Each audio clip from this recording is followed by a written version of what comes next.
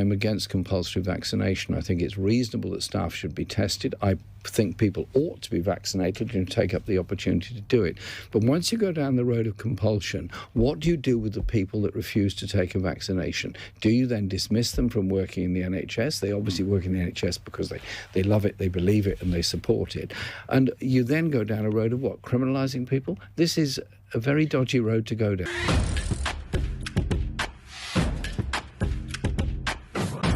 So it is my opinion that vaccines are a good thing. They could be a great thing. You know, vaccines necessarily are not bad, but mandates, in my opinion, are. As a leftist, as someone who's pro-worker, pro-human, pro-freedom, a mandate is a very dangerous thing. I think they are morally wrong. They're authoritative by nature. I don't think they work. I think a lot of times, just like censorship, they tend to do the opposite of their intended effect. And then lastly, it sets a really crazy precedent that we're now going to allow corporations and governments to dictate what health procedures we have to do, which is crazy. The discourse in America has completely pushed that camp into the right wing, which is crazy to me because I think it should be inherently a left-wing position to be anti-mandate, because a mandate by nature is authoritarian. But here, let's listen to one of my favorite leftists, Jeremy Corbyn, MP of Parliament, former Labour Party leader. Let's hear what he has to say about vaccine mandates and passports. And I live under a de facto mandate. I live in New York City. We all have vaccine passports. Can't do hardly anything without one. And now you can't work without one either. So here. Let me ask you about the votes that are coming. You're still an MP. Are you going to be voting to introduce COVID certification at large events?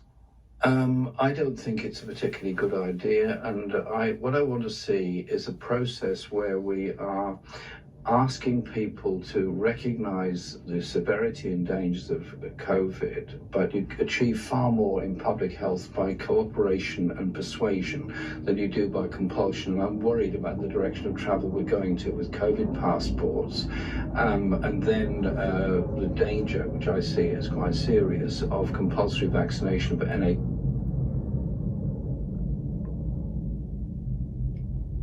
It's much better strategy to incentivize people to do something than it is to penalize people for not doing something.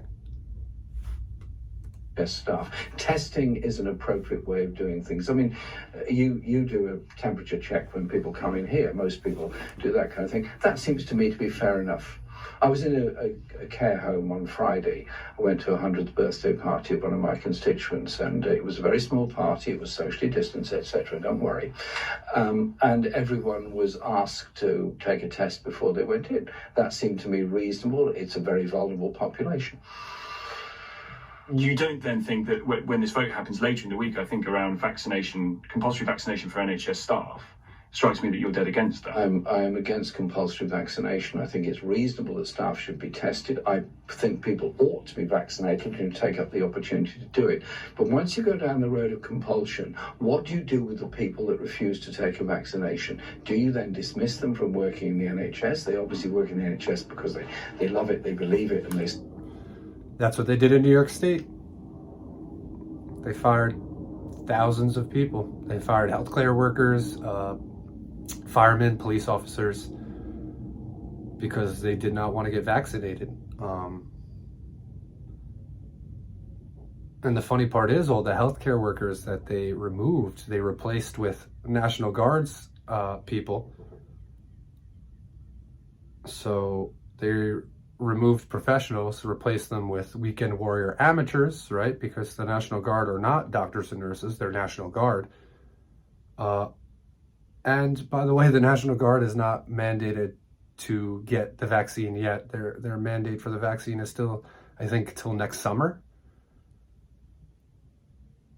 So it didn't even make sense that they replaced them with those people who aren't even vaccinated. It's a very dark path to go down. You know, it's a real quick turnaround to go from banging pots and pans and celebrating our essential workers every night and applauding them at the beginning of the pandemic to this stage, firing them because they didn't get a vaccine when they've been working front lines in the hospitals for 2 years fighting a pandemic. That's insane. That's insane. Supported, and you then go down a road of what? That doesn't mean I'm right wing. This That's is insane. a very dodgy road to go down. Why do you think, and again you can say ask him, but why do you think then that Labour under Sir Keir Starmer are going to vote this through? I think they believe that it is the responsible thing to do. I believe the responsible thing to do is to challenge this Prime Minister and his incompetence, and I believe the responsible thing to do is persuade people of the need for caution to ensure the COVID doesn't spread. So there you have it. Let's bring in Max I don't need you, Blumenthal. Jimmy. I don't need you, Jimmy. It's a great video, though. If you guys want to watch that video, I would recommend checking it out. It's a great hour-long video with Jimmy Dore and Max Blumenthal from The Gray Zone,